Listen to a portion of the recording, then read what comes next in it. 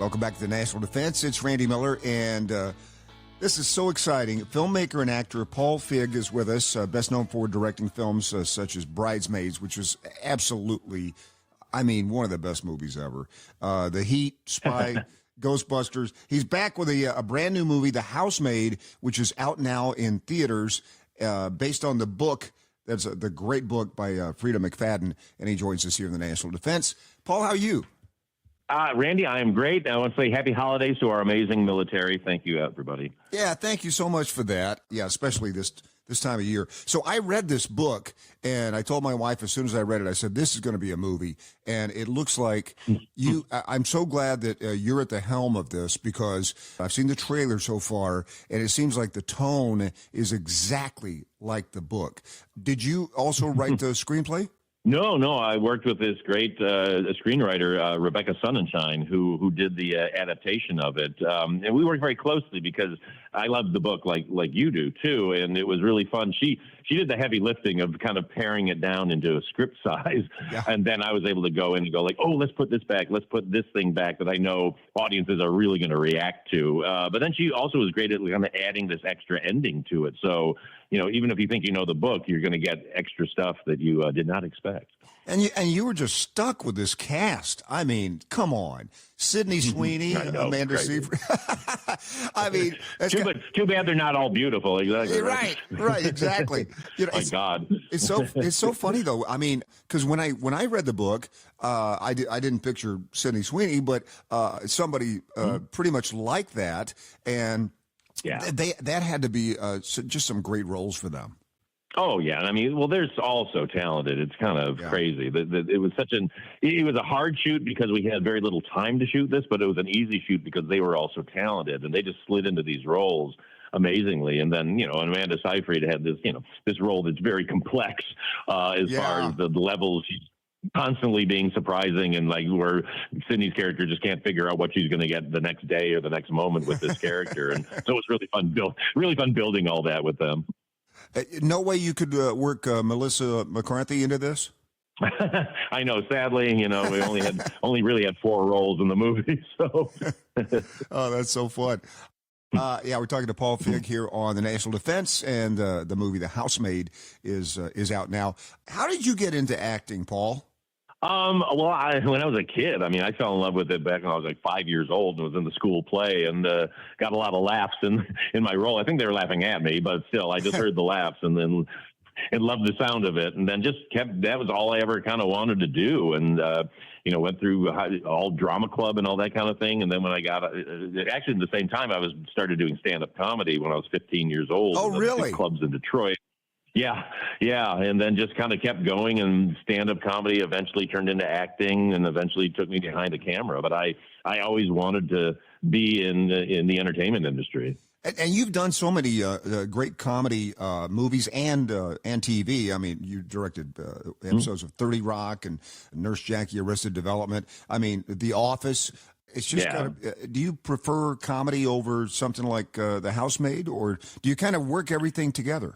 Yeah, to me, it's all the same thing, really. Yeah. It's just that some have higher stakes and some have different stakes. But, like with the movie like The Housemaid, I tried to make it as much of a group experience as some of my bigger comedies like Bridesmaids, where, the audience is just reacting vocally and having a great time together. And that's what's happening with The Housemaid. People are really having a group experience. They're yelling at the screen, they're cheering, they're gasping together, they're laughing, and that's what I want. I just don't want people sitting there just munching on popcorn, and staring at the screen. Yeah. When's this thing going to be over? Yeah, that's exactly it. Right. If the most interesting thing in a movie is your popcorn, something's going wrong. And so, what did you get with the author Frieda McFadden on this before the script was written, or what was the process on that, and how did she think the film came out? Well, she is quoted as saying publicly she thinks that the movie is better than the book. So that is wow. I know.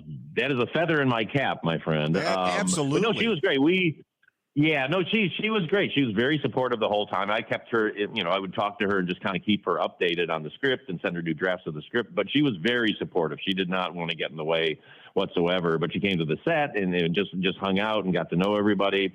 So Frieda she's amazing, and what an amazing author too. Oh, I mean, I don't know how many books she's written, but I know after I read the Housemaid, I went on and read another 3, 4, 5 of her books, and they're all good.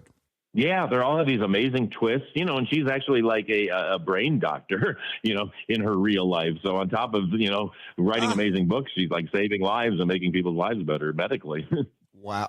Hey, Paul, when you did Bridesmaids and you got everything you kind of wanted there, but with Melissa McCarthy, was there ever a point where you just go, where you can't believe how funny she is? I mean, it's amazing, isn't it? Yeah, it's pretty much every moment on the set. Yeah. You're just like, wow, because I definitely give the freedom to try things and all that. And, she'll just come out with these things and you're like, oh my God, that's so funny, and sometimes she'll stop herself in the middle of a joke, go, oh, I can't say that, it's too mean or too terrible. I thought, you better say it, because I know it's going to be hilarious. And it's always hilarious. Oh, absolutely. I mean, that's got to be just a treat to, work with funny people, funny, talented people like that. And then to give them that space to kind of create things on their own. I mean, every director that I've ever talked to, and every actor, that's the kind of experience that you want, especially on a movie, right? Oh, yeah. I hear stories from actors I know about working with like writer-directors who are control freaks, who's like, don't, you say it the way I wrote it. And I go, well, why would you do that? Why would you hire really talented, creative people and then sit on them like that? The moment that you want is the minute you get on the set, the cameras are rolling. That's when you want everybody at their most creative and giving you everything that I can then take to the editing room and sort out. Yeah, that's incredible. I mean, you've the director obviously has the ultimate decision on that, but I mean, to have all those pieces working together and to be able to choose between them, that's got to be a thrill for you.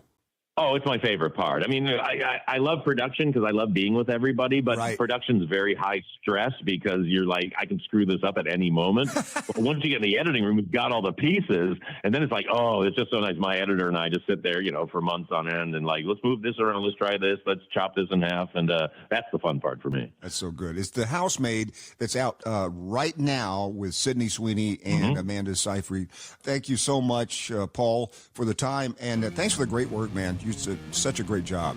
Thank you, Randy. And again, happy holidays to our military, and thank you for your service, all of you. Yeah, and happy holidays to you as well. We'll be right back here in the National Defense.